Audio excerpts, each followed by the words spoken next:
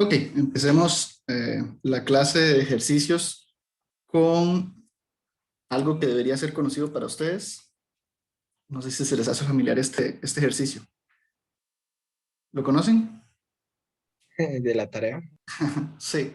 Vi que tuvieron, bueno, me dio la impresión de que tuvieron algunos inconvenientes con el ejercicio, quedaron algunas dudas, entonces lo traje para calentar, básicamente. Y porque es un ejercicio, creo que tiene bastantes cosas interesantes relacionadas con el control de la máquina, algunos cálculos de ese link y ese tipo de cosas. Así que quisiera empezar con este.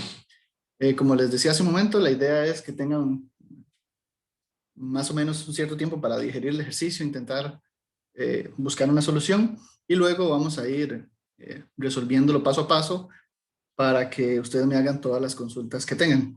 Lo que voy a hacer en cuanto a la grabación es que mientras estemos en silencio, pues la voy a pausar para que no se haga demasiado larga y después la puedan revisar con calma sin tener que estar adelantándolo. Entonces,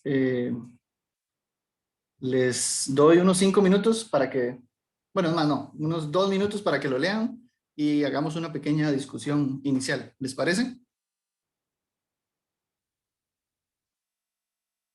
Ok, gracias. ¿Listo? ¿Leído?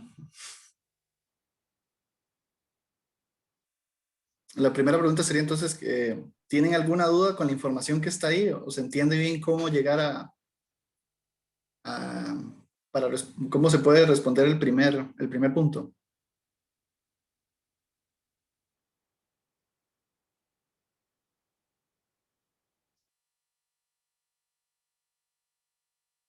Esa pregunta se puede hacer con balance de energía, ¿no? Correcto, exactamente. ¿Cómo les fue en la tarea con eso? Sabes que cuando manden las notas vamos a ver cómo no. Sí, igual Pues, como que lo hice con balance de energía. de acuerdo, perfecto. Usaron esta ecuación de la energía almacenada, bueno, la energía almacenada que tiene inicialmente el condensador, la energía almacenada eh, que va a llegar a tener en comparación con la energía que tiene la máquina cuando está rotando a 1500 RPM, supongo. ¿Fue algo así? Sí, Sí. Ok. Eh,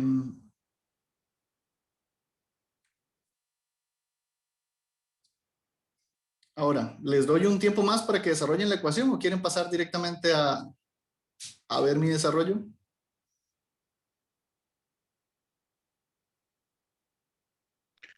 Yo tengo mi desarrollo acá a mano, así Perfecto. que, o sea, por la tarea, pero Perfecto. En este caso se los pregunto porque sé que se supone que ya lo hicieron, así que creo que podemos ir un poquito más rápido en este al menos, que es de calentamiento y para aclarar dudas, en caso que las tengan. Veamos. Condiciones de operación. No sé qué también se ve eso. Bueno, con la potencia que teníamos de la máquina que nos dieron y la tensión, podemos calcular la corriente nominal, ¿cierto?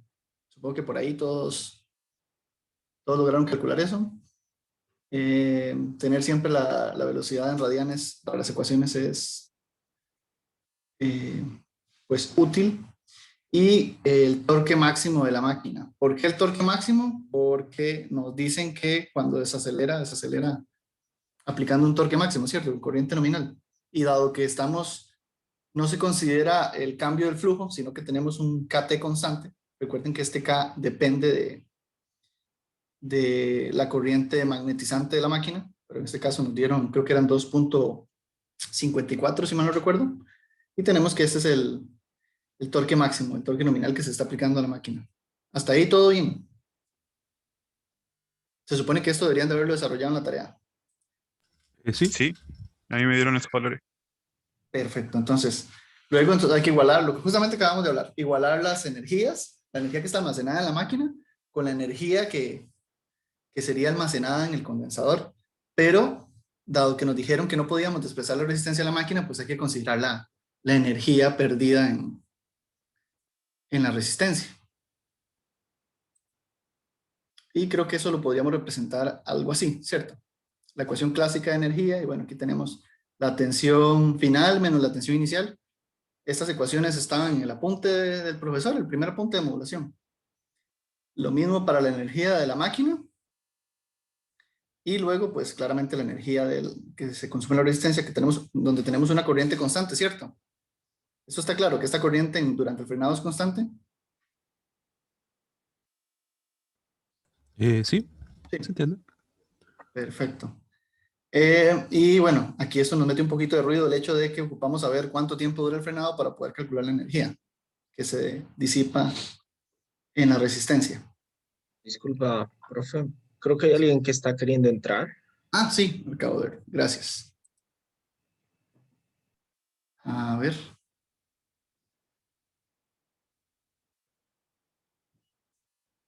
Ya estamos. Ahora sí, perfecto. Me avisan, por favor, en caso de que no me dé cuenta si alguien quiere entrar.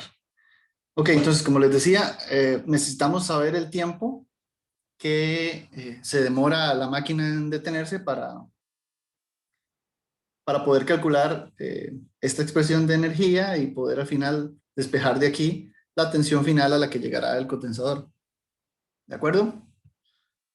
Entonces, ¿cómo hago eso? ¿O cómo lo hicieron más bien ustedes en la tarea?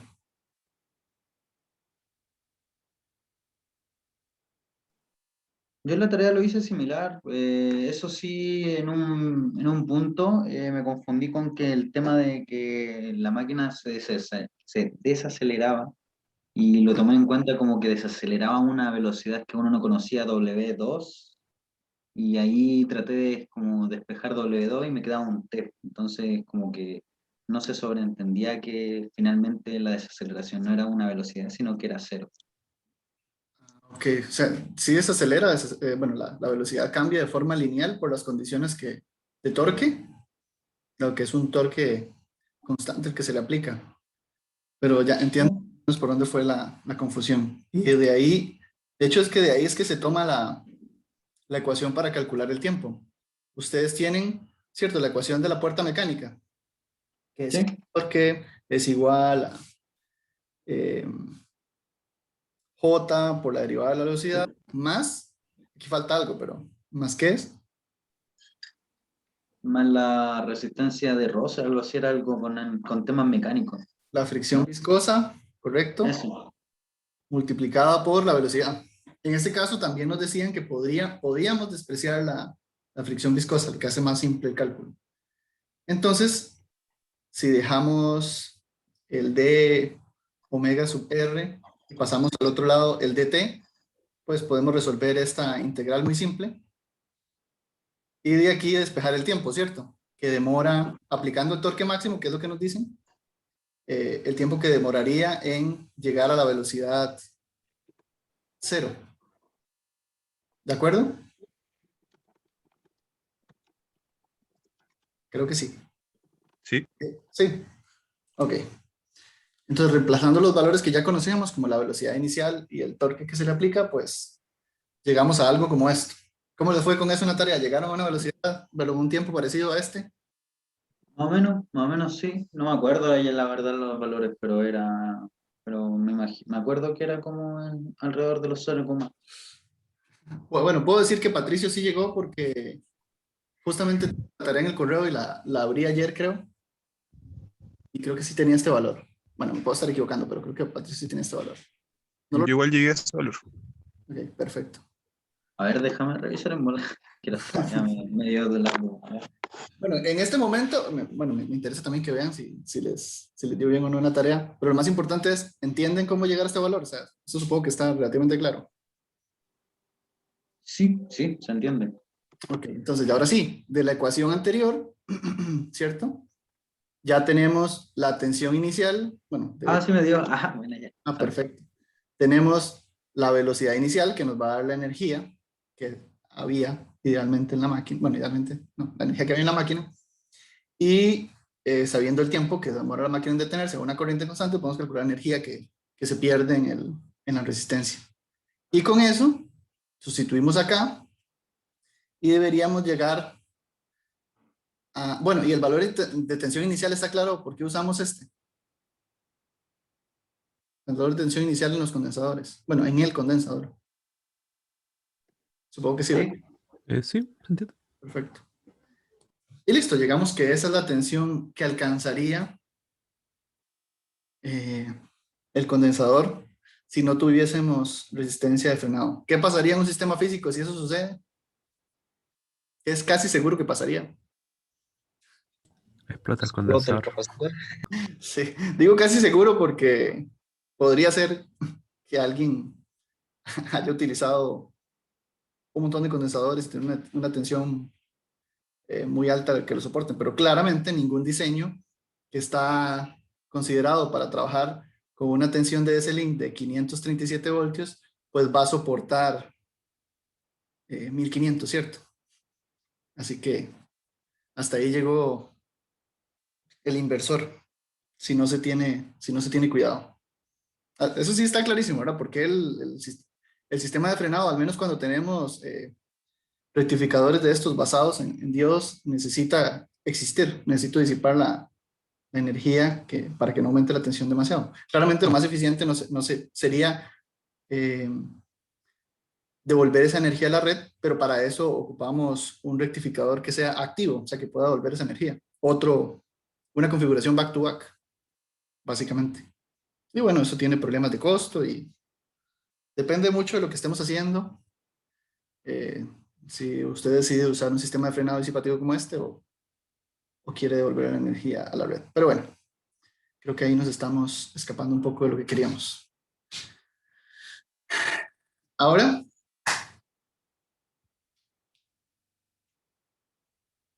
nos están diciendo que el sistema de frenado se activa si o cuando la tensión de ese link alcanza 700 voltios. Bueno, es obvio que por la respuesta anterior, el sistema de frenado se va a activar. Una cosa que está un poco idealizada en este ejercicio, bueno, está idealizada en este ejercicio, es que normalmente la activación del sistema de frenado se hace por histéresis, o sea, no se activa y se desactiva a los 700 voltios, sino que, por ejemplo, se activa a los 700 voltios y se desactiva a los 680. Entonces está constantemente encendiendo y apagando, y bueno, hay que hacer algunos cálculos para que ese encendido apagado no sea tan rápido, y que también que la resistencia que se conecta al sistema de frenado pues sea lo suficientemente potente, en este caso sería pequeña, que soporte la corriente, que permita que consuma toda la potencia que está entregando la máquina y no que siga elevándose la tensión del condensador, que podría pasar. Ahora, ¿por dónde empezarían ustedes este ejercicio? ¿Por dónde lo empezaron? Se me olvida que ya todos lo resolvieron. Tratemos de darle alguna vuelta. ¿Cómo atacarlo?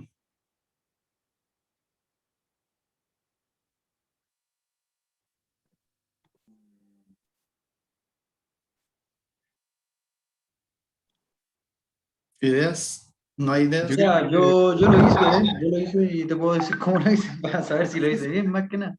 Sí, adelante. O sea, de nuevo. Sí. ¿Cuál era la pregunta? Supongo que el sistema se activa cuando alcanza... Un momento, nada más para recordárselos.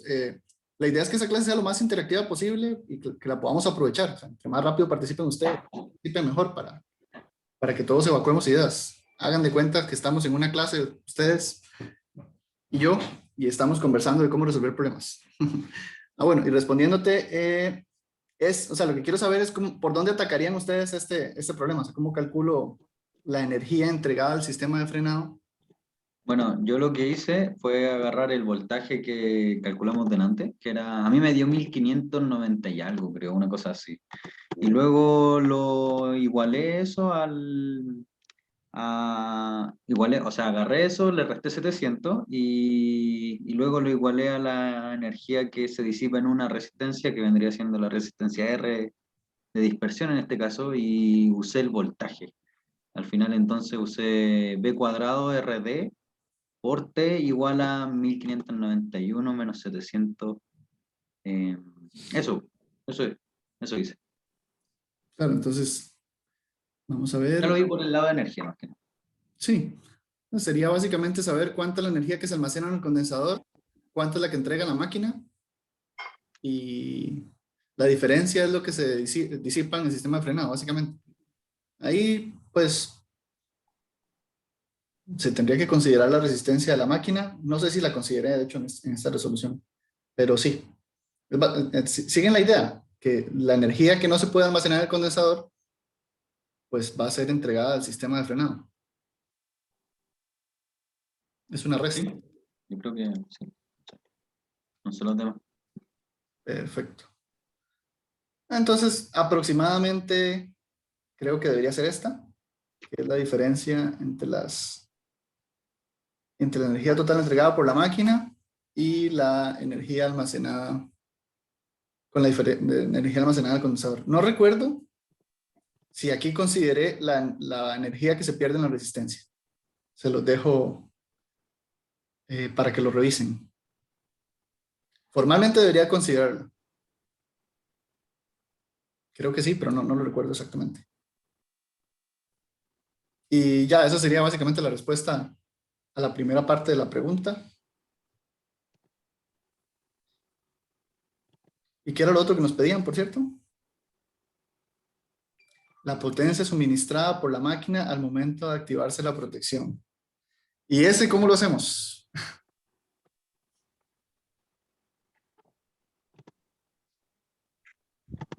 ¿Cómo lo hicieron? Yo obtuve el tiempo y, y la velocidad de la máquina con un sistema de ecuaciones de balance de energía y la ecuación de torque eléctrico. Con eso tuve como el tiempo en que se activa el freno y la velocidad en la que queda la máquina. Y con eso obtuve después la potencia. Sí, yo lo hice un poco diferente, sí, te entendí bien. Y es que ustedes pueden calcular la potencia que tiene la máquina en el eje cuando opera a 1500 revoluciones, ¿cierto? Que sería torque por velocidad, más en este caso que estamos considerando que la fricción viscosa es aproximadamente 0. ¿Cierto? Y dado que ustedes tienen una caída lineal de la velocidad con torque constante, pues tendrán una caída lineal de la potencia.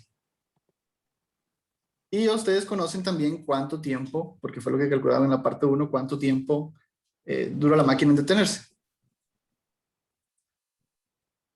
Entonces uno puede tener una expresión, ¿cierto? Esto es una forma de hacerlo, una expresión para la potencia, donde esta potencia le estoy restando la potencia disipada en la resistencia. Por eso no es igual a 6347. ¿De acuerdo? ¿Está claro esta expresión de potencia entregada por la máquina? Creo que sí. Sí, sí. Entonces, ¿qué puedo hacer yo con esta ecuación? ¿Qué se les ocurre que podría hacer yo con la ecuación de potencia?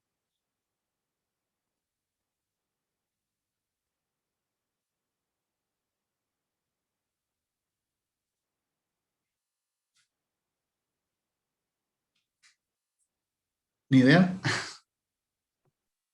Estoy pensando. Ujú.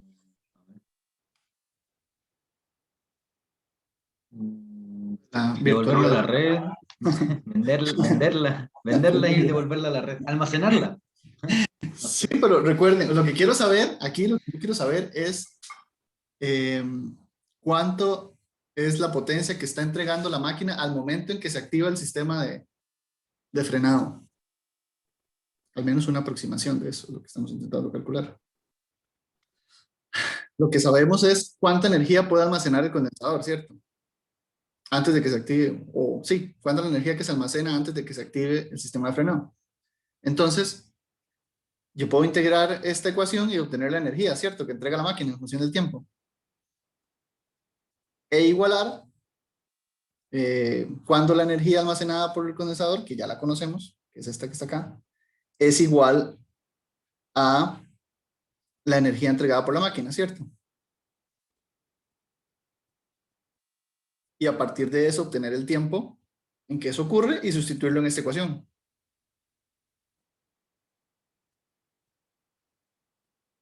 Algo como esto. Esta es la integral de la ecuación anterior, que como era una lineal, pues queda muy simple. La igualamos a la energía que se almacena en el condensador. Eso nos da un tiempo que claramente es menor al tiempo de frenado porque el sistema de frenado se activa. Y con este tiempo, pues, lo podemos sustituir, porque sí está claro que este es el tiempo en el cual se activa el sistema de frenado. Porque es el tiempo. Sí, a mí me dio este tiempo. Ah, perfecto. Porque es el tiempo que, en el que los condensadores, o que el condensador, perdón, alcanza la energía que puede almacenar. ¿Cierto? Y a partir de ahí, sustituyendo el tiempo en la ecuación anterior, en la ecuación de potencia, pues nos da un aproximado. Recuerden que esos son aproximados, porque aquí estamos despreciando muchas cosas. De cuánto es la potencia que estaba entregando la máquina al momento que se activó el sistema de frenado. ¿Alguna duda con esto?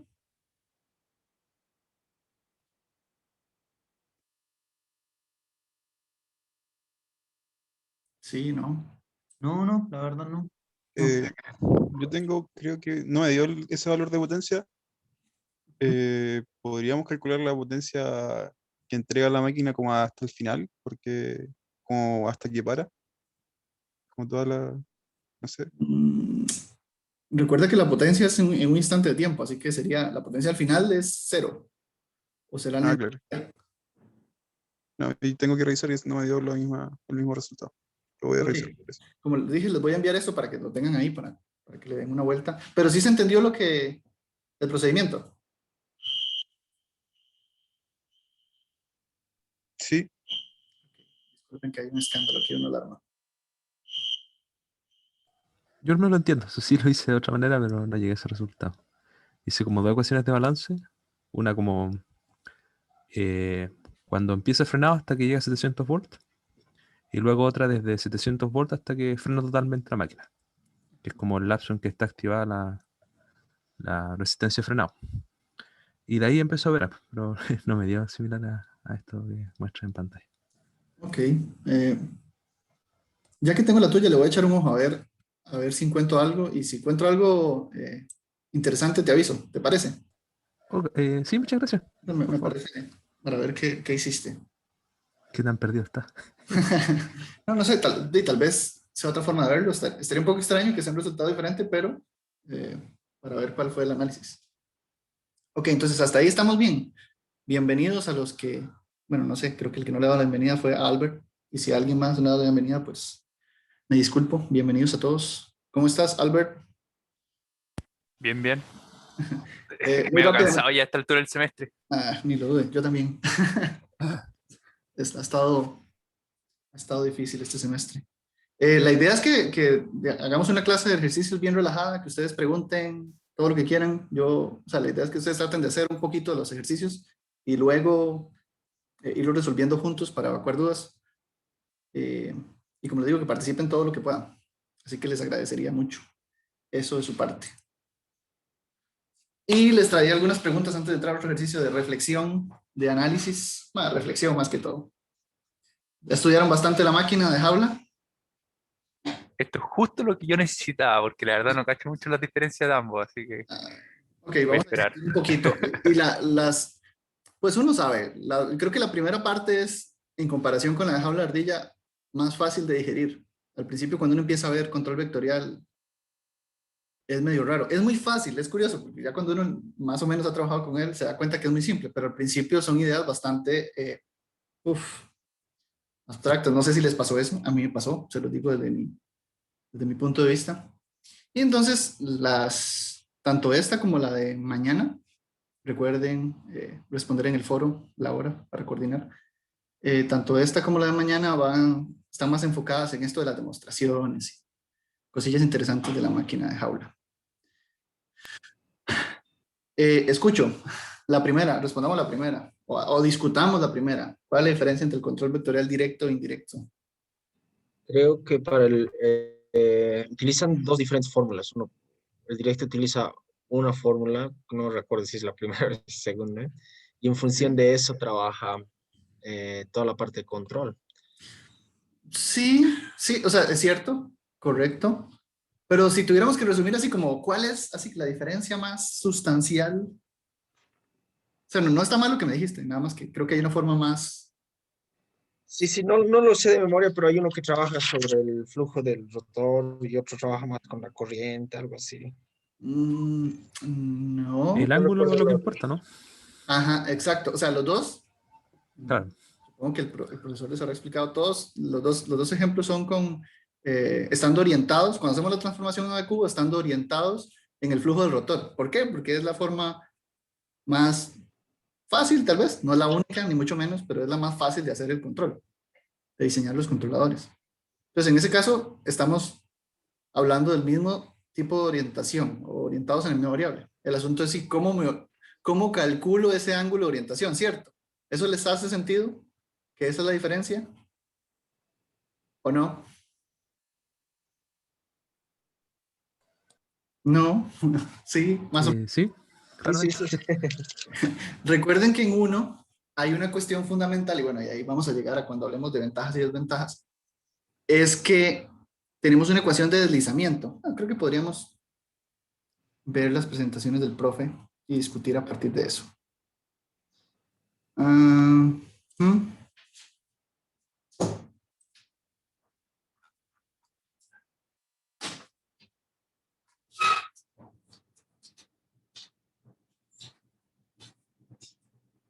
A ver.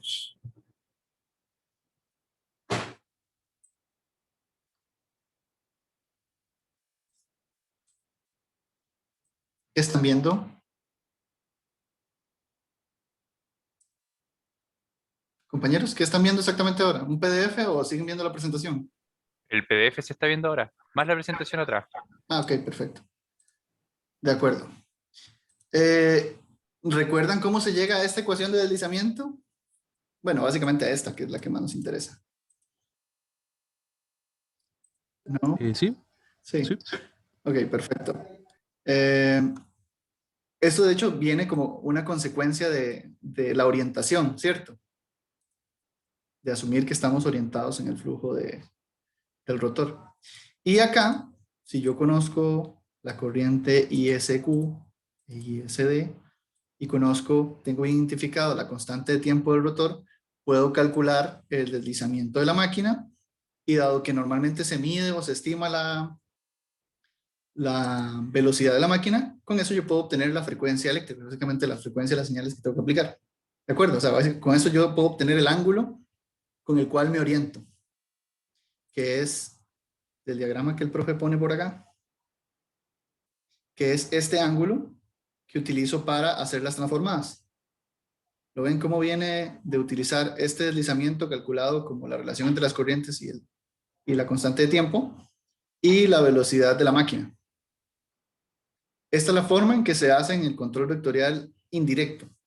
Indirecto es porque al final no se está midiendo el flujo ni mucho menos. ¿Hasta ahí está bien? Espero que sí. sí. Sí.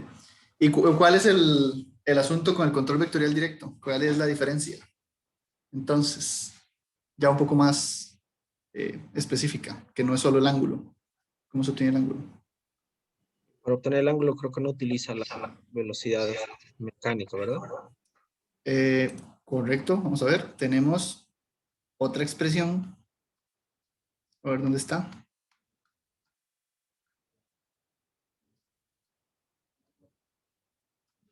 Bueno, creo que está en la otra presentación. Si lo paso y lo ven, me avisan. Bueno, esto es lo que acabamos de decir de cómo obtener el ángulo, ¿verdad? Una estimación en el directo. Pues lo que hacemos es aprovecharnos de esta ecuación. Yo puedo medir o estimar la tensión de la máquina, las corrientes, a partir de eso obtener el flujo y con el flujo obtener con el flujo del estator obtener el flujo de rotor. ¿Lo ven? Y si tengo el flujo, pues ya puedo conocer su magnitud de su ángulo y orientarme en función de él. ¿Me siguen? Sí. Sí, Ahí tengo una pequeña duda. La tensión de estator y corriente de estator son las componentes fundamentales, ¿cierto? correcto. Bueno, eh, idealmente uno tiene que intentar de que no hayan, o que los Claro. efectos de, no sé, una componente de secuencia negativa no aparezca. O sea, que no aparezca una componente de secuencia negativa, o que si aparece que sea lo más pequeñita posible, porque eso tiene efectos en el torque, y esos son otros análisis que a veces el profe pregunta. Cómo una componente de secuencia negativa afecta el torque de la máquina y su rendimiento en general. Pero sí, en términos generales, aquí estamos hablando de la componente fundamental, que es la que nos interesa, porque al final lo que nos importa es el flujo producido por esa componente. ¿Sí? Entonces, claramente, aquí tienen ustedes una estimación del flujo del rotor, y a partir de eso, pues ya puedo calcular el ángulo. ¿Todos están claros de eso, de qué es, cómo se extrae el ángulo y todo ese tipo de cosas?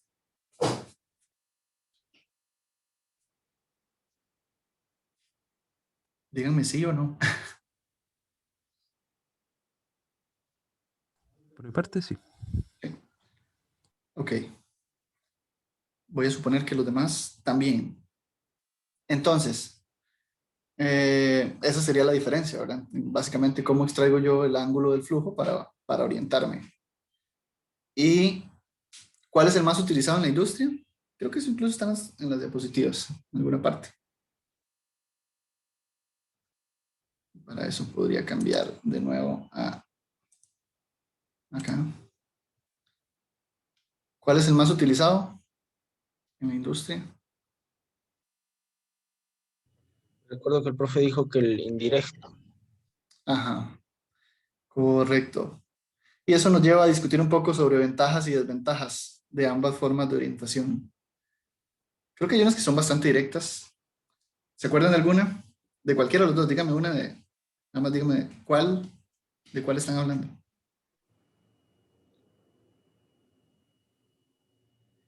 Recuerdo que dijo que se debía medir la velocidad de forma lo más correcta posible, porque si no se mide en el control indirecto.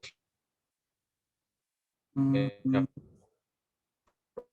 Se tardó un poco, no te entendí bien la idea, disculpa. ¿Me escuchas? Velocidad para el indirecto. Me dijo que es importante tener una buena medición de la velocidad en el indirecto, entonces es necesario un buen sensor ahí. Sí, correcto, se ocupa la medición una medición o una estimación de la velocidad. Sí, usar un buen sensor es un punto importante. Pero mm, La integral en el directo. Ese es un bueno, perfecto, ese problema es un técnico. punto interesante también. Que hay que resolver esa integral, ¿cierto? Bueno, creo que el profe lo discute bastante en su presentación. Estos son mediciones, básicamente, ¿cierto? Bueno, principalmente la corriente es una medición. Eh, Normalmente, cuando uno mide algo, cuando usa sensores para medir algo, tienen un offset, aunque sea pequeñito. Y si uno usa un integrador, pues claramente ese offset se está integrando con respecto al tiempo, y pues van a saturar este integrador. Entonces, ese es un problema que normalmente se ataca utilizando el famoso integrador modificado, que en su forma más simple es un filtro pasabajas con una frecuencia de corte bien bajita, de tal forma que no se integre la componente de C y solo se integren las componentes pues de la máquina, la componente de interés. Y ya de ahí claramente surge un problema, ¿verdad? Que si la frecuencia de operación de la máquina es baja, pues dado que si se utiliza un filtro pasabajas, no es lo mismo que un integrador, y cerca de su frecuencia de corte, tanto la magnitud como la fase cambian, pues la operación o el funcionamiento del integrador no va a ser el correcto, y entonces va a haber problemas de orientación en la máquina. Otro aspecto importante es que, claro, cuando se baja la frecuencia, por ende la tensión, este término de resistencia empieza a ser más importante. Y las variaciones en este término, pues también provocarán que haya, o sea, por temperatura, por ejemplo, provocan una mala estimación del flujo del estator, y también causarán problemas de orientación. Y en el otro caso, en el caso del control indirecto, aquí se puede ver el problema más, aquí no, porque no lo están viendo. Acá se puede ver el problema más grande, que es la constante de tiempo del rotor. ¿Sí? ¿Qué pasa con esa constante de tiempo del rotor? Que ustedes tienen que estimarla, ¿cierto? Tienen que conocerla a priori en la máquina. Y claro que esto depende de la inductancia del rotor, la distancia del rotor. Normalmente lo típico que pasa es que el rotor se calienta, la resistencia del rotor cambia y entonces calculan mal o se calcula mal el deslizamiento y por ende el ángulo. Así que también se desorientan. ¿Sí? ¿Está claro eso? Esto genera un problema de orientación y esto justamente me da pie a comentarles que es lo que en lo que van a trabajar en la próxima tarea.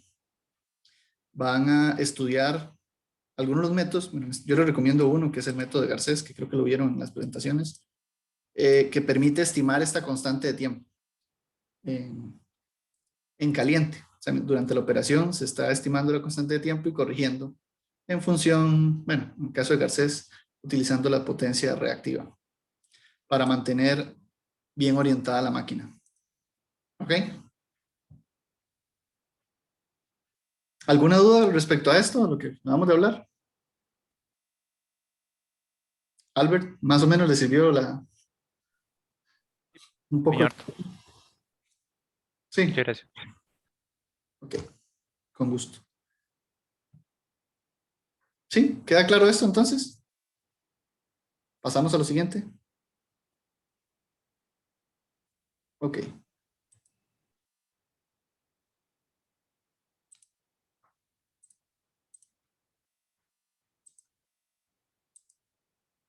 Me imagino que están viendo demuestre que si la corriente máxima del estator es Imax, entonces en estado estacionario se cumple la siguiente ecuación de una elipse. Esta creo que está en la tarea. Bueno, en la tarea no, perdón, en la guía de ejercicios. ¿Alguien la ha hecho? ¿Alguien la ha intentado hacer? Estoy con las clases yo por lo menos, todavía no. Ok. Les voy a dar unos 5 minutos, tal vez un poquito menos, para que intenten arrancar. Y luego vamos a ver cómo ataqué yo el problema. ¿Les parece? Se admiten todas las preguntas que quieran hacer. Mientras tanto, pauso la grabación.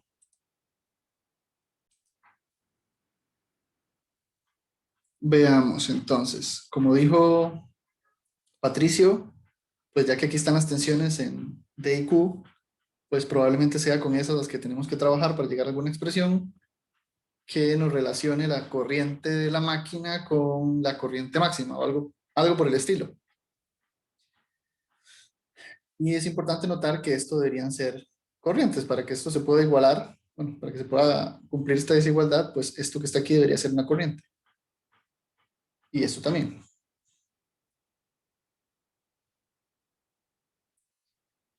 Es justamente lo que está ahí. Los términos dentro del paréntesis representan corrientes. Y supongo que recuerdan esto, ¿cierto? La corriente total, la amplitud de las corrientes, pues va a ser igual a las componentes alfa, beta, sumadas al cuadrado raíz. Y es exactamente lo mismo que las componentes de IQ Pitágoras para ambas. ¿Cierto? Eso sí lo recordaban, ¿sí? Importante saber. Porque por aquí viene este análisis, que es justamente lo que tenemos ahí arriba. ¿Okay? ¿Cómo se relacionan las tensiones de la máquina con las corrientes en coordenadas de Q? Pues nosotros tenemos estas expresiones, ¿cierto? Convertidas a coordenadas de Q. Y aquí tenemos las tensiones que nos están sugiriendo acá. Y también tenemos su relación con las corrientes. Un punto importante que nos mencionan es que es en estado estacionario. Entonces, ¿qué pasa con eso?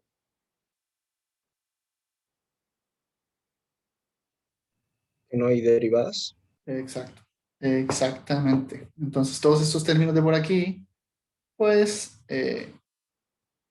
desaparecen. Que es justamente lo que está por aquí. Todos sus derivadas se van porque estamos en estado estacionario y nos queda algo como esto, ¿cierto?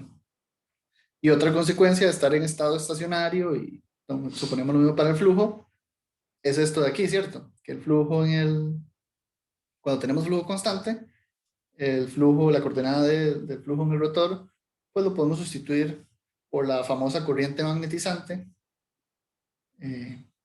que, como digo, si es constante, pues va a ser igual a ISD, a la componente de la corriente del estator. ¿Eso está claro? ¿Sí? Sale de aquí. Esto es 0 y despejamos entonces el flujo del rotor en el eje D. ¿Y ahora qué hacemos a partir de ahí?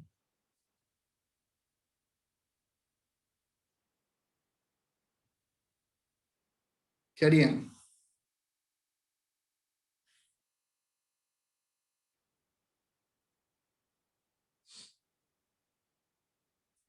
¿Qué más podríamos simplificar para llegar a la expresión de arriba? A ver, para guiarlos, ¿qué podría ser despreciable ahí?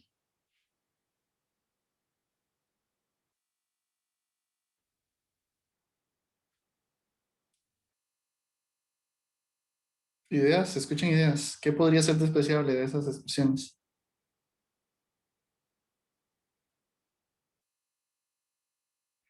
¿Ninguna idea?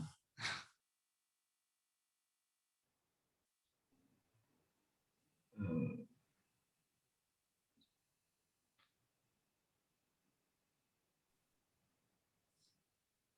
No. ¿Qué sería malo que fuese muy grande en esas ecuaciones?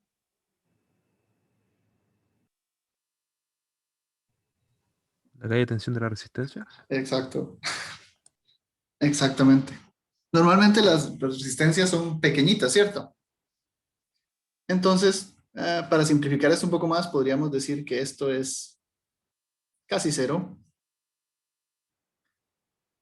Y recordar cuánto es este término de acá. Y si hacemos esto casi cero y sustituimos el valor de sigma en la ecuación, podemos llegar a algo como esto. Recuerden que sigma es este término de acá, que si lo reemplazamos por esto, vemos que estos dos términos de aquí se cancelan y queda solo el S. ¿Lo ven todos? Sí.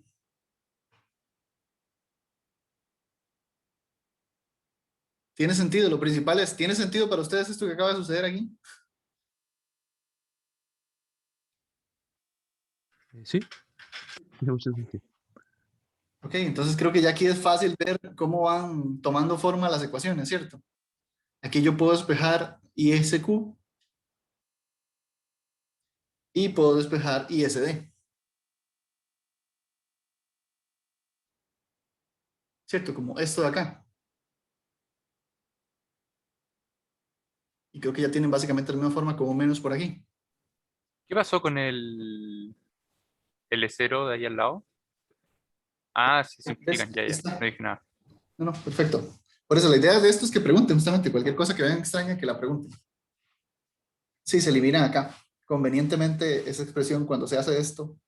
De hecho pasa mucho con las demostraciones. No sé si han hecho algunas. Estas de, no sé, demuestre que el flujo del rotor referido al estator tiene la siguiente expresión. Básicamente cuando uno hace eso, si sigue bien el procedimiento, todo el truco está al final en utilizar o en desarrollar sigma de forma conveniente. Y si no lo han hecho, pues ahí está un truquillo. Normalmente sigma esconde un montón de relaciones. O hay que desarrollarlo o hay que meterlo todo entre sigma. Pero bueno, haciendo eso llegamos a estas expresiones y recordando lo que dijimos hace un rato,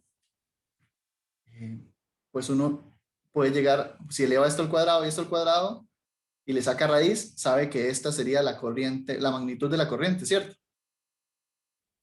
Y eso, pues, si nos volvemos al principio, la magnitud de la corriente al cuadrado debería ser menor o igual a la corriente máxima al cuadrado.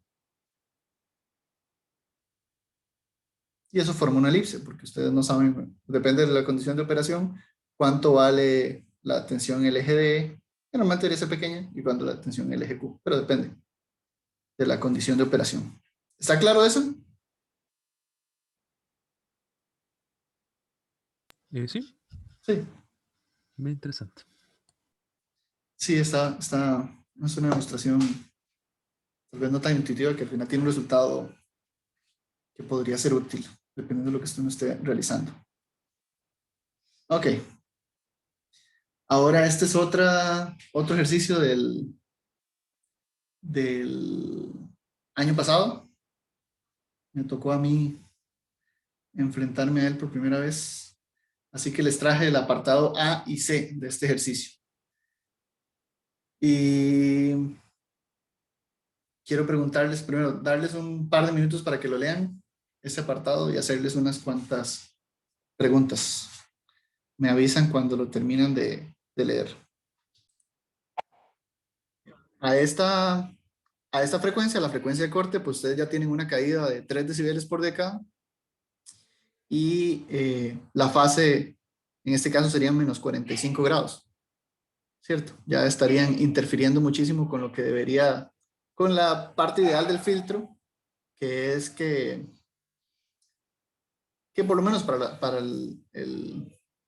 la banda pasante, que es el área que nos interesa, las frecuencias que sí queremos dejar pasar, no afecte ni la magnitud ni la fase. Entonces, claramente, si la frecuencia de corte es muy baja, pues, o se acerca a las frecuencias de interés, ya ahí van a haber ciertos problemas. Hasta ahí creo que todos podemos más o menos entender eso, ¿cierto? Como que el ingeniero a cargo no quiso gastar dinero en transductores apropiados y tampoco se tomó la molestia de ver cómo funciona un filtro. Claramente utilizar un filtro de primer orden tal vez no sea la mejor opción, y menos a esa frecuencia. Hasta ahí todo bien. Sí, todo bien. Ok, ¿y qué es lo que va a pasar? ¿Qué va a pasar cuando yo pase una corriente por ese filtro? Lo primero sería que va a atenuar mucho Ajá, la corriente. ajá, perfecto. Y bueno, lo que yo pensaba era que como que casi iba a salir como una corriente plana. No, no, no. Pero no sé si necesariamente. No, recuerde que lo que va a hacer el filtro es cambiarle la magnitud y el ángulo. Ya. No va a ser plano. O sea, siempre va a Ah, ser sinusoidal, en este y caso, si cambia la fase, podría afectar el ángulo del control indirecto, ¿o no? correctísimo. Y por ahí va el punto I. ¿Tiene efectos esto en la orientación de la máquina? Pues, si yo estoy suponiendo que esa es la corriente real y no lo es, y claramente está desfasada porque el filtro lo hace, pues voy a tener un desfase en alfa beta, un desfase en DQ, y eso quiere decir que mi ángulo murió. Bueno, mi ángulo murió, no sé la expresión, pero mi ángulo está mal calculado y el sistema está desorientado. ¿Sí? Sí. Creo que sería como lo primero que uno debería como darle una analizada a esto y decir, ah, mira, sí, esto va a tener algunos efectos. Ok, creo que hasta ahí vamos todos claritos. A ver, dice que se implementa un control vectorial indirecto, la máquina está operando a 700 RPM y tiene una corriente de torque, un IQ y sub Q de 12 amperios ms. Y estamos trabajando a corriente magnetizante, al menos las referencias son 5.2 amperios ms. Perfecto. Entonces, hablemos sobre, ¿tiene algún efecto la máquina? ¿Cómo demostramos eso? Pues esta es la función de transferencia al filtro. Ya decimos que la frecuencia de corte son 60 Hz. O sea, omega C son 2pi o 120pi, más fácil. Como ustedes ya saben, podemos sacar el ángulo del filtro como una función de la frecuencia, ¿cierto? Básicamente porque el ángulo de este número complejo se calcula como esto, y como está abajo, pues llevo menos. Y también es fácil obtener una expresión para la magnitud de la función de transferencia. Sí, entonces, si ustedes conocen la frecuencia de la que opera la máquina, pues automáticamente saben cuánto se les va a desfasar la corriente y cuánto se les va, en este caso, a disminuir la magnitud, que fue lo que discutimos hace un rato. Ok, también, y esto bueno, ya lo discutimos en el otro lado, que es que ustedes calculan el ángulo al hacer la integral en el control vectorial indirecto, al integrar la frecuencia de rotación de la máquina. Le puse un super, ¿cómo se llama? Una E a esto, para denotar que es la frecuencia eléctrica. ¿Por qué la frecuencia de rotación es diferente a la frecuencia eléctrica del rotor? Por el deslizamiento, ¿o no? No. Y eso es importante tenerlo claro. No. Pero me refiero a la frecuencia eléctrica del motor, no a la del estator, que tal vez es la que me estás... Ah, ¿Por los pares de polos o no? Exacto, por los pares de polos. No se les olvide eso, por favor, porque puede ser perjudicial. Depende del número de polos de la máquina, si cambia la velocidad, ¿cierto? Para una misma frecuencia eléctrica. Entonces, no olviden eso. Ok.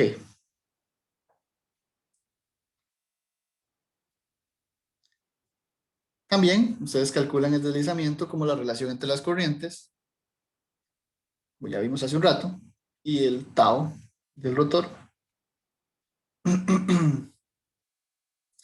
Y pues es obvio que el filtro cambia tanto el ángulo como la magnitud de las corrientes. Normalmente uno puede expresar la corriente del estator como una amplitud por un ángulo, ¿cierto? Y bueno, en este caso estoy considerando solo la secuencia positiva, por notación clásica. Y la corriente, en este techito lo vamos a usar para llamarle estimada, que sería después de pasar por el filtro, pues quedaría en función de esta misma corriente, pero multiplicada por la magnitud del filtro y el ángulo. ¿De acuerdo? Entonces, directamente de acá, ustedes pueden concluir que la corriente estimada en D es diferente a la corriente real, y lo mismo para el eje Q. Entonces el sistema está desorientado. ¿Cierto? ¿Por qué está desorientado? Porque la orientación se calcula utilizando esas corrientes.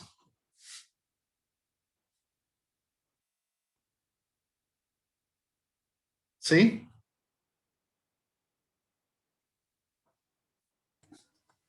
¿Se entiende? Ok. Pues por ejemplo, para con las condiciones iniciales que nos plantean, pues uno puede calcular cuánto es la frecuencia eléctrica que está, o la frecuencia de las corrientes, ¿cierto? Que se supone que tienen las corrientes, considerando que opera a 700 RPM, que es una máquina de 4 polos, y calculando el deslizamiento como el tau multiplicado por la corriente magnetizante, y todo eso divide a la corriente en cuadratura. Entonces llegamos a que la frecuencia eléctrica, calculado con esos valores, son 158 radianes por segundo. Si usamos esta frecuencia, porque sería esa la frecuencia, recuerden, es la frecuencia eléctrica, o sea, la frecuencia de la tensión y la corriente, pues podemos conocer cuánto es el ángulo del filtro y cuánto es la magnitud, ¿cierto? De una corriente, bueno, de una señal que pasa por ese filtro con esa frecuencia. Entonces, si ustedes aplican si despejan de esta ecuación, despejan la corriente real en función de la estimada, sabiendo cuál es la frecuencia de la que opera la máquina, y considerando los valores de operación que nos dieron, que eran 5.2 en el eje real y 12 en el eje imaginario, pues obtienen que la corriente real que realmente se le estaba aplicando a la máquina son 0.1 de corriente magnetizante y 14 amperios de corriente en cuadratura. Las condiciones que estábamos suponiendo para la orientación pues estaban sumamente mal, ¿cierto? ¿Ven el problema de ese filtro? Está haciendo un daño terrible. Básicamente está todo esto desorientado. Claramente, ahora, no es que esta es la corriente real. Para realmente saber cuál es el valor que se está teniendo, pues es necesario de nuevo sustituir estas corrientes acá e iterar varias veces para aproximar el valor real de frecuencia al que se está trabajando. Esto no se resuelve con solo una iteración para tener el valor real. Pero en el examen no se pedía que ustedes, ¿cómo se llama? Obtuvieran exactamente cuál es el valor de las corrientes, sino que demostraran matemáticamente si el sistema estaba desorientado o no. Creo que la pregunta tal cual es: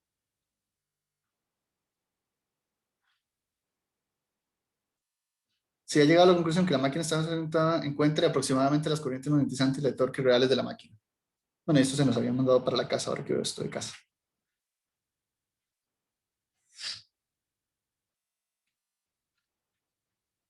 ¿Claros cómo se llegó aquí? Creo que esto incluso no se podría llamar ni siquiera un aproximado, pero bueno. Es una primera iteración de cuántas son las corrientes reales de la máquina.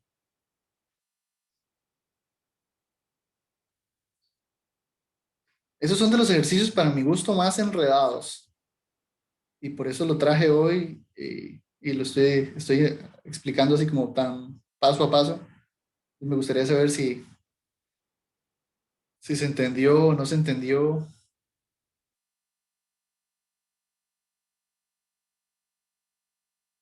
Yo tengo una pequeña duda.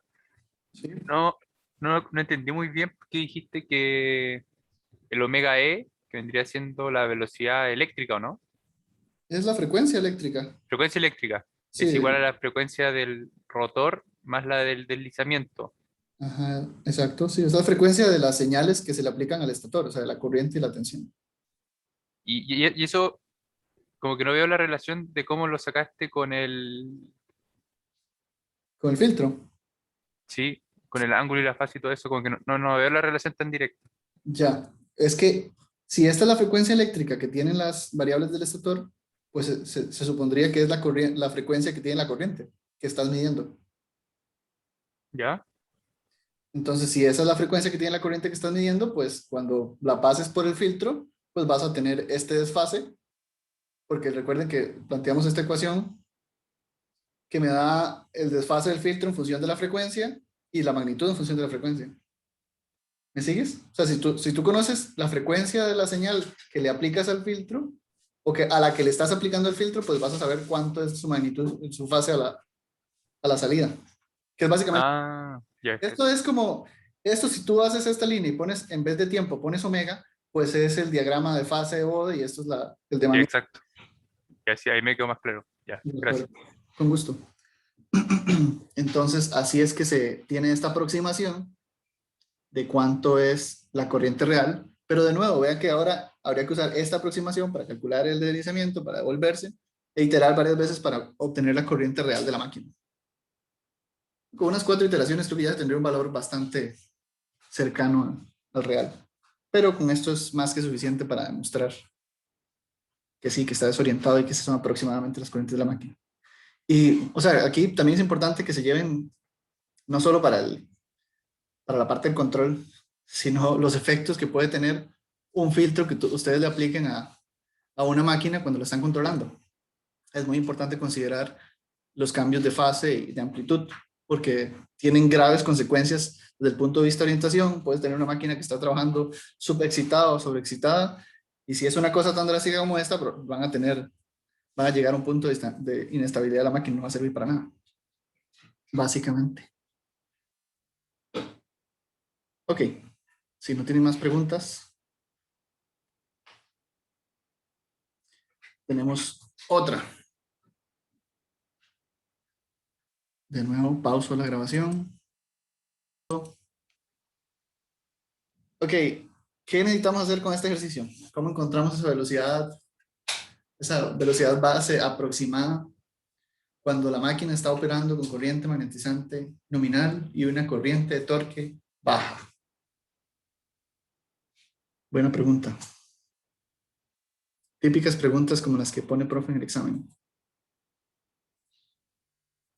Claro, esto es de un examen. ¿Alguna idea de por dónde empezar?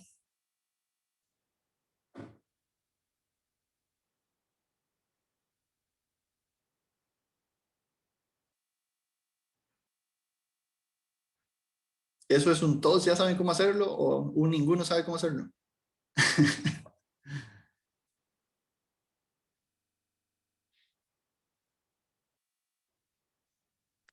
Yo al menos no me acuerdo mucho de la materia de los PCI.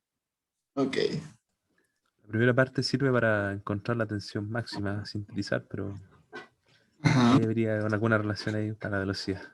Imagino con la exacto. corriente, no sé. Muy bien, muy bien. Yo creo que esa es la primera intuición que uno tiene que notar de que probablemente necesite la tensión máxima y que de alguna forma eso tiene que estar relacionado con la velocidad y empezar a ver las ecuaciones que uno tiene disponibles para ver qué puede hacer. No, básicamente tiene que haber practicado para tener una noción de por dónde empezar. Ok, esto de aquí no es nada nuevo, lo puse para que lo tengan ahí ahora que les entrego esto, pero es lo mismo que ustedes ya hicieron en la tarea, cómo obtener la tensión máxima eh, que se puede sintetizar. Y aquí, aunque no lo dice directamente, esa es la tensión que se supone que se le está aplicando a la máquina. Entonces, también nos dice, y me volveré a eso, que se opera corriente magnetizante nominal y que la corriente torque es baja. Entonces, lo que hice fue decir, si la corriente torque es baja, voy a decir que es aproximadamente cero, que todo está bien orientado y todo está en estado estable. Entonces, si la corriente de torque es pequeñita, el deslizamiento es pequeñito, aproximadamente cero. Y yo tengo estas ecuacioncitas de acá, ¿cierto? Donde aquí ya claramente estoy suponiendo que estoy en estado estable y que las derivadas ya desaparecieron porque son cero. Y esto que está aquí, ¿qué es? ¿Qué representa esto? ¿Este término? Vamos, yo sé que sí recuerdan. ¿Qué es esto? El omega E. Omega E, perfecto. Esa es la frecuencia eléctrica. Pero la dividimos en dos partes. Entonces, bueno, si esto es aproximadamente cero, pues nos volamos de aquí el deslizamiento y nos quedan, no sé si ven que ya va agarrando forma. Aquí está la frecuencia de la máquina. No, la frecuencia no, la velocidad de la máquina. En este caso eléctrica, pero bueno, ya sabemos que con el número de polos ya sabemos cuánto es la velocidad rotacional. Ok, seguimos con la misma suposición de que esto es muy pequeñito, así que yo opté por eliminar esa componente, ¿cierto? Porque esta corriente es muy pequeña. ¿Sí? Vean que al final si uno sabe más o menos por dónde ir, no es nada del otro mundo. Lo que pasa es que necesita tener bien claro las ecuaciones y las cosas que son lógicas de suponer. Entonces, y bueno, aquí ya yo sé cuánto es porque me están diciendo cuánto es la componente que está trabajando a corriente magnetizante nominal. Entonces, pues eso también era cero, porque la corriente era aproximadamente cero, esa es la suposición. Y tenemos entonces que la tensión máxima en RMS que habíamos calculado, pues tiene que ser igual a la tensión del eje directo al cuadrado más la tensión del eje cuadratura al cuadrado, raíz. ¿Hasta ahí todo bien? Sí, Perfecto. Claramente, sin hacer mucho cálculo, si esto está operando corriente magnetizante nominal y esto no es despreciable, pues la tensión del eje recto es básicamente cero y no va a tener mucha relevancia en el eje en cuadratura, que es el que me interesa despejar. No sé si ven de aquí que si yo conozco la tensión del eje en cuadratura, pues ya puedo directamente saber cuánto es la velocidad de la máquina. Pero igual ya decidí agregarlo y calcular que la tensión del eje D es aproximadamente 3.3 voltios. Y bueno, eso no va a cambiar demasiado cuánto es la tensión del eje en cuadratura, ¿cierto? Al final es básicamente esta misma.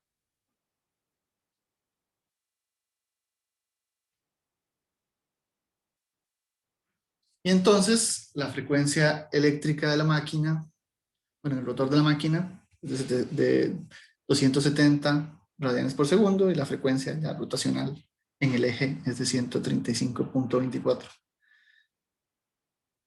Sí, eso aproximado. Creo que me faltó ponerle aquí el aproximado. Claramente todo eso tiene un montón de aproximaciones, así que es una frecuencia de rotación aproximada.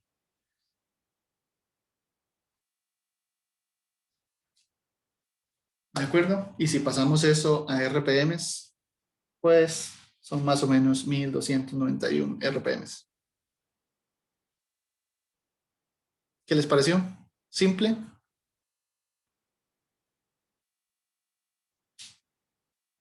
Creo que eso pasa mucho con estos ejercicios en potencia, que al final no son tan complejos, pero cuando uno los lee al principio, pues asustan. Asustan porque son un montón de variables, pero al final nos dan siempre cosas para hacer suposiciones que nos permiten simplificar los cálculos. ¿Alguna duda con este ejercicio?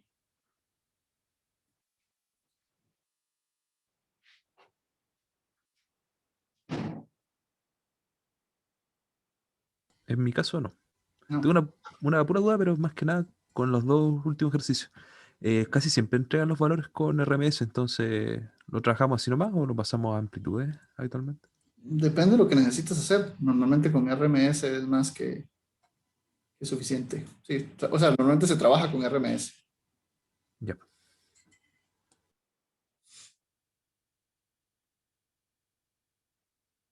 Eso era nada más.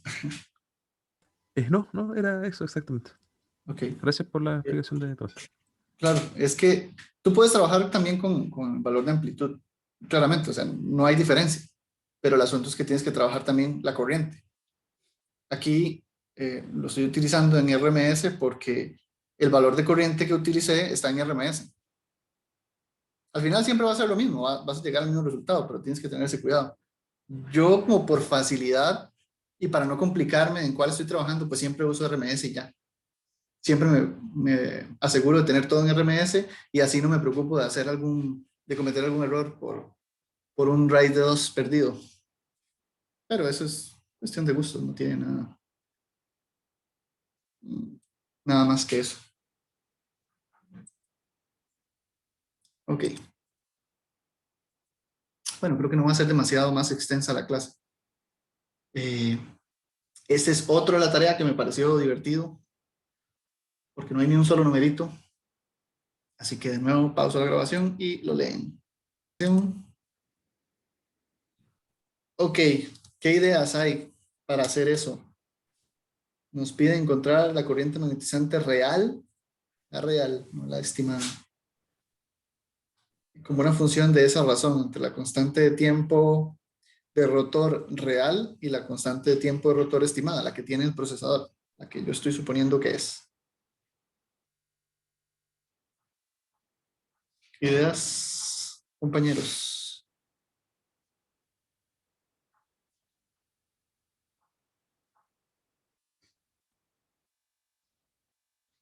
Ninguna idea. ¿Cómo podría yo relacionar los valores estimados con los valores reales? ¿Se les ocurre algo?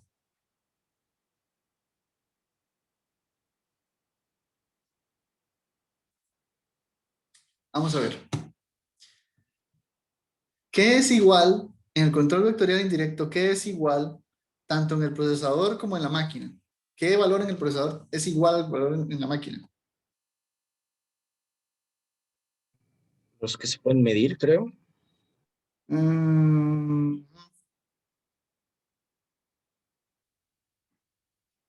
Sí, pero... A ver. Es que si tú puedes medir la corriente, pero si estás más mal orientado, cuando te pasas a DQ, pues los valores que crees que son las corrientes DQ aunque hayas medido las corrientes en ABC, no son los mismos, los reales que los estimados porque son mal orientados. Pero por algún lado sí, bueno, por otro lado, la velocidad de la máquina, si tienes, o sea, si el sensor está bueno, que obviamente pues algo tiene que funcionar bien. Si conoces la velocidad que tiene la máquina, la velocidad que estás midiendo y que conoce el procesador, pues es la misma. ¿Qué más? Tal vez por esa línea, de hecho, que dijiste, vamos a ver, podemos sacar algo más. ¿Qué más es igual? La velocidad de la máquina. Una.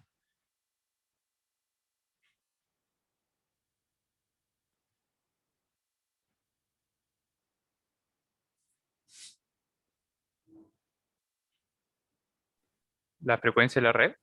Perfecto. La frecuencia de la red es igual. ¿Por qué? ¿Por qué es igual? ¿Alguien tiene alguna idea? No sé si Albert tiene o algún otro. ¿Tiene alguna idea de por qué es igual? Es que, o sea, es como asumiendo que está conectado con una barra infinita, pues entonces como que la red se mantiene constante siempre, ¿o no? No. Recuerda que tú eres el que controla los valores de la máquina. Tú Ah, controlas. claro. Pero justamente ahí está la explicación. Tú eres el que pone la frecuencia de la máquina. Mm. Así que tú la conoces porque usted se la está imponiendo. Así que tienes la frecuencia y la velocidad. ¿Qué puedes sacar de ahí directamente?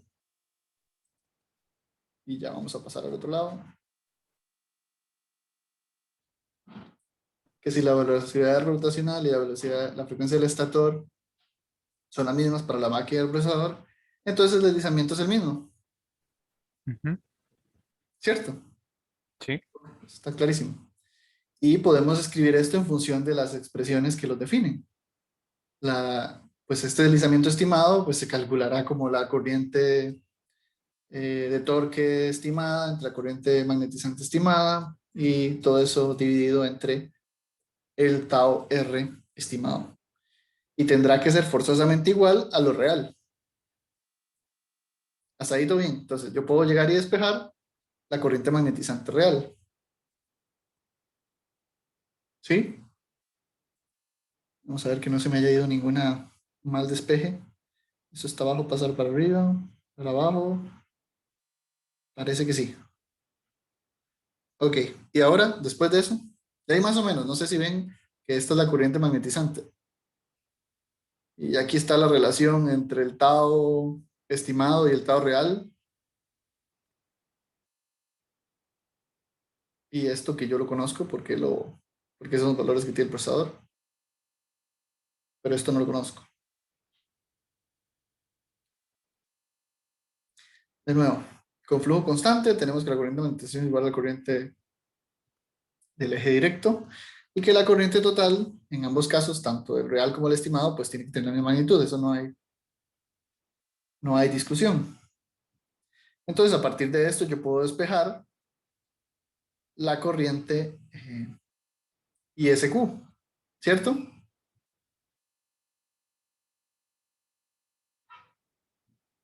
Despejo la corriente ISQ, sustituyo ISD por la corriente magnetizante, solo para usar la notación de que especificar que esa es la corriente magnetizante, y creo que de ahí ya está todo cocinado. Eso es un valor que conocemos, porque es igual para el procesador y para la máquina. Eso es lo que andamos buscando, eso es lo que tiene el procesador, y esta es la relación que me estás pidiendo que tiene que quedar en función de esa corriente magnetizante de estas dos cosas.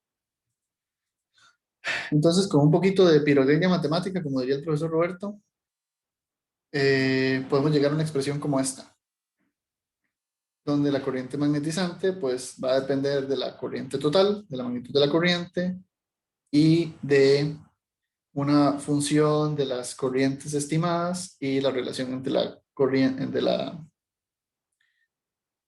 constante de tiempo de rotor real y la estimada. ¿Sí? ¿Estamos de acuerdo con eso? ¿Alguna duda con ese ejercicio? Como les decía, está en la guía y después de esto hay que hacer otra gráfica. Bueno, claramente no traje aquí la gráfica, pero a partir de esta función, de esta ecuación, ustedes pueden calcular cómo el cambiar la constante de tiempo, pues modificará la corriente magnetizante, ¿cierto? O sea, si ustedes suponen un valor de corriente nominal, bueno, un valor de corriente determinado, y van cambiando la constante de tiempo, pues van a notar cómo varía la corriente magnetizante en función del cambio de la tensión, la constante de tiempo del rotor. ¿De acuerdo? Y eso es lo que les tenía para resolver hoy acá. Voy a parar la grabación un momento.